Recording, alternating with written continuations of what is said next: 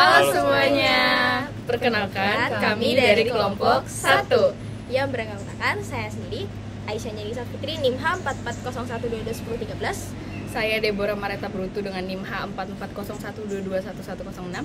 Saya Nabila Aulia Agustin dengan NIM H 4401221015. Saya Anton Jaya dengan NIM H 4401221097. Pada video kali ini kami akan membahas mengenai polusi suara. Kalian tahu nggak sih, suara berisik di jalanan, suara kereta api, suara pesawat terbang, dan suara yang membuat berisik di telinga kita ternyata tidak baik untuk kesehatan telinga kita loh.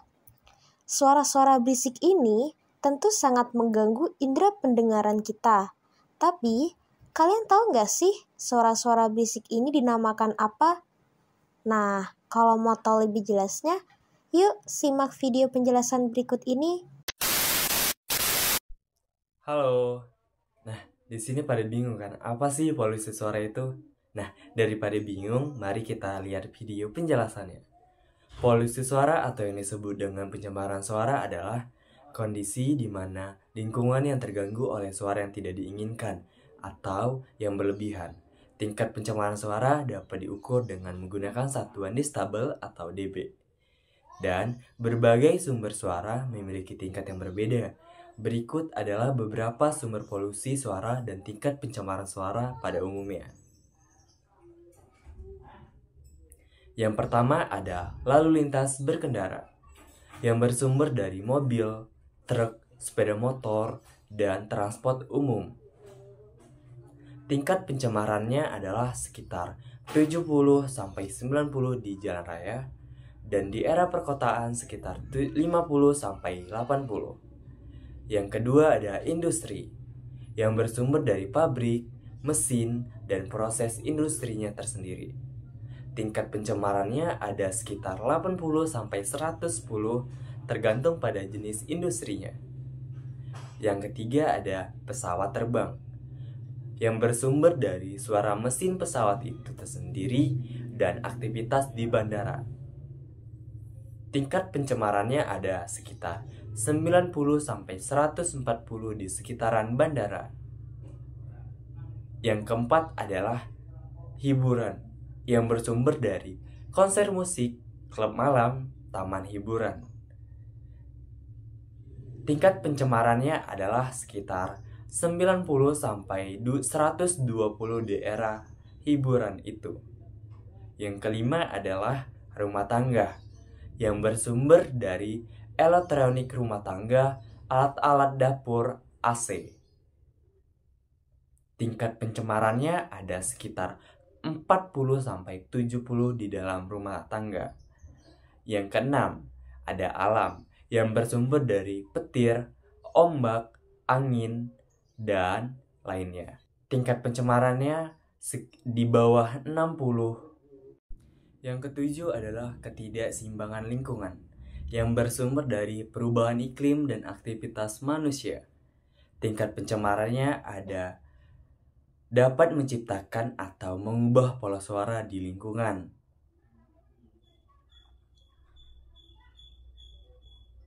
Dari yang di atas, pencemaran suara dapat memiliki dampak yang serius bagi kesehatan manusia, termasuk gangguan tidur, meningkatkan stres, dan masalah kesehatan lainnya.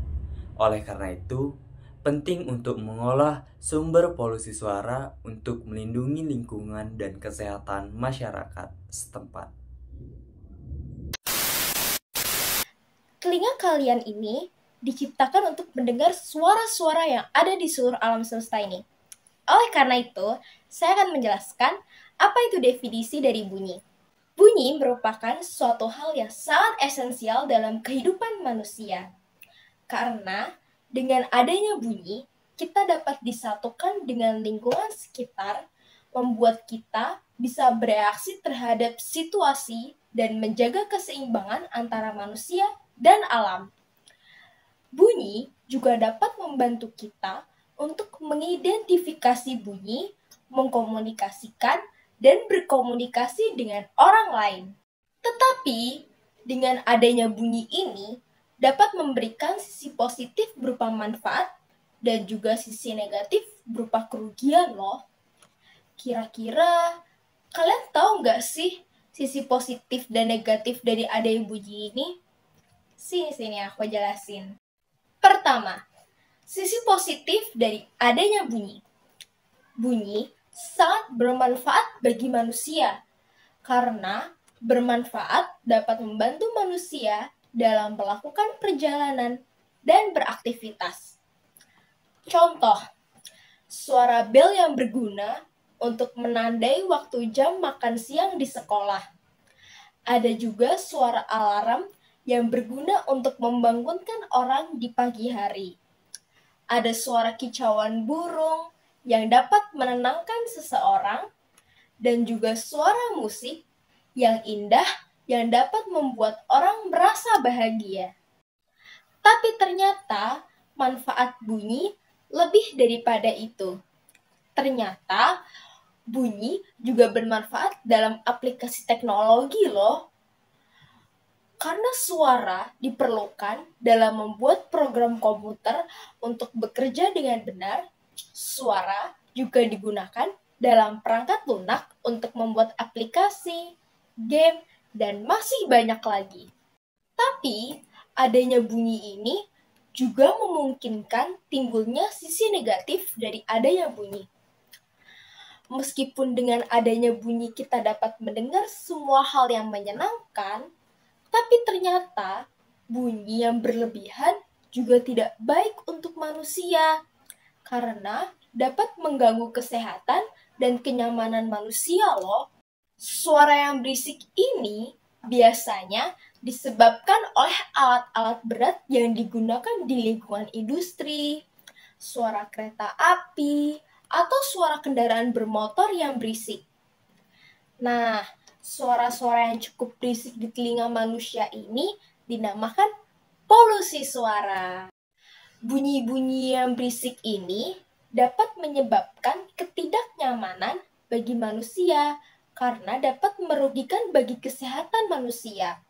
Selain itu, suara-suara berisik ini dapat mengganggu komunikasi antar manusia, mengurangi efisiensi pekerjaan, mengurangi kemampuan orang untuk menikmati kegiatan di luar, dan yang pasti menyebabkan orang lain merasa terganggu. Oleh karena itu, penting sekali untuk mengurangi tingkat bising di lingkungan sekitar agar kesehatan dan kenyamanan seseorang dapat terjamin. Nah, dari hal yang sudah saya jelaskan tadi, terutama sisi negatif dari adanya bunyi, akan dijelaskan lebih dalam lagi dalam video ini, yaitu polusi suara. Menurut penelitian yang diterbitkan dalam Jurnal Berita Kedokteran Masyarakat Universitas Gadjah Mada didapatkan bahwa polusi suara dapat memberikan dampak negatif bagi kesehatan loh. Ada beberapa dampak buruknya bagi kesehatan, yaitu yang pertama adalah gangguan pendengaran. Paparan suara yang terlalu keras dapat membahayakan telinga kita terutama pada bagian dalam, yaitu koklea. Kondisi ini dapat memburuk jika terpapar suara yang keras dalam waktu yang lama. Yang kedua, gangguan tidur. Paparan suara yang terlalu banyak yang berlangsung pada saat kita tidur dapat menyebabkan masalah jangka pendek pada hari berikutnya, serta gangguan fisik dalam jangka panjang. Selain itu, polusi suara pada malam hari bisa menyebabkan hormon meningkat seperti adrenalin, kortisol, dan juga tekanan darah. Yang ketiga, penyakit kardiovaskular.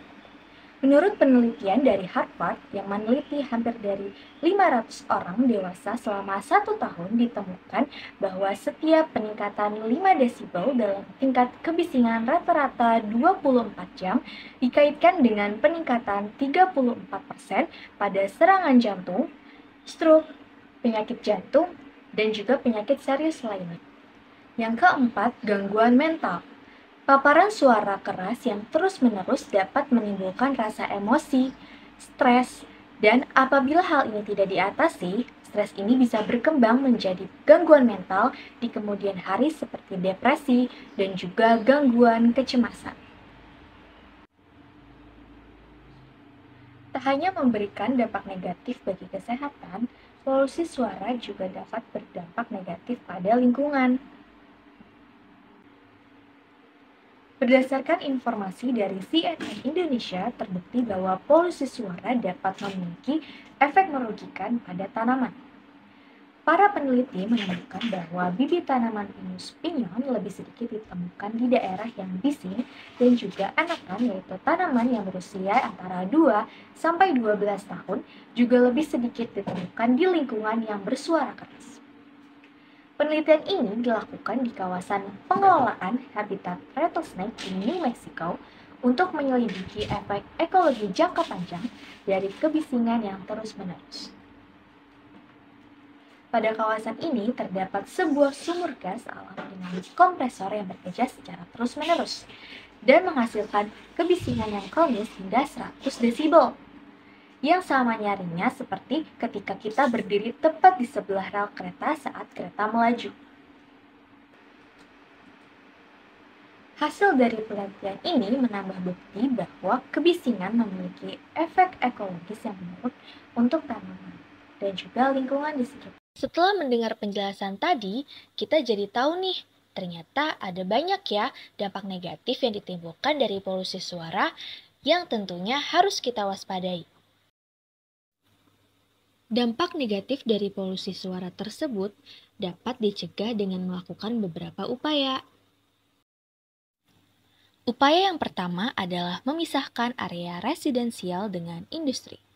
Dengan memisahkan area residensial dengan industri, dapat membantu untuk melindungi lingkungan tempat tinggal dari polusi suara yang dihasilkan oleh aktivitas industri.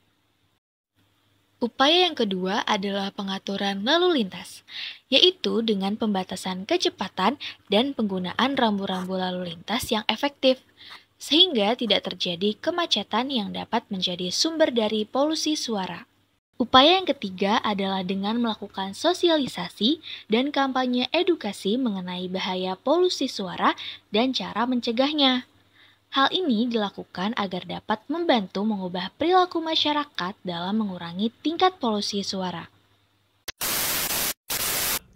Selamat pagi pemirsa, saya Deborah selaku reporter berita pada hari ini. Hari ini saya akan menyampaikan mengenai kasus-kasus tentang polusi udara yang terjadi di Indonesia berdasarkan sumber-sumber terpercaya dan no hoax, dan akan diulik secara setajam silat. Yang pertama, berdasarkan sumber dari Kominfo Magetan, sejumlah warga di Cemoro, Sewu, dan Kandang geram karena banyaknya motor yang menggunakan knalpot brong. Warga merasa terganggu dengan kebisingan yang dihasilkan dari knalpot brong. Selain itu, pemasangan knalpot brong merupakan pelanggaran peraturan lalu lintas. Dilansir dari korlantas.polri.go.id, aturan mengenai knalpot tertulis dalam Peraturan Menteri Negara Lingkungan Hidup Nomor 7 Tahun 2009 dan dalam Undang-Undang Nomor 22 Tahun 2009 tentang lalu lintas dan angkutan umum pasal 285, di mana knalpot layak jalan merupakan salah satu persyaratan teknis kendaraan dapat dikemudikan di jalan. Yang kedua merupakan kasus polusi suara dari Bali dan dilansir dari Detik Bali. Seperti yang kita tahu bahwa Bali merupakan salah satu daerah dari Indonesia yang terkenal di mancanegara karena memiliki banyak pantai yang indah. Hal ini menyebabkan lahan-lahan di sekitar pantai dijadikan sebagai tempat hiburan seperti kafe dan beach club. Sayangnya, hal tersebut menyebabkan beberapa masalah seperti salah satunya adalah polusi suara, yang dimana polusi suara tersebut mengganggu aktivitas masyarakat yang ada di sekitarnya. Dan hal ini menyebabkan ketidaknyamanan oleh masyarakat sekitar. Tidak sedikit juga masyarakat yang akhirnya meminta agar beach club selanjutnya tidak akan dibangun di sekitar pemukiman, karena hal itu sangat-sangat mengganggu masyarakat. Cukup sekian contoh-contoh polusi suara dari kami. Sekian dan terima kasih. Sekian video dari kami. Jangan lupa like, dan komen. Semoga bermanfaat. Terima kasih.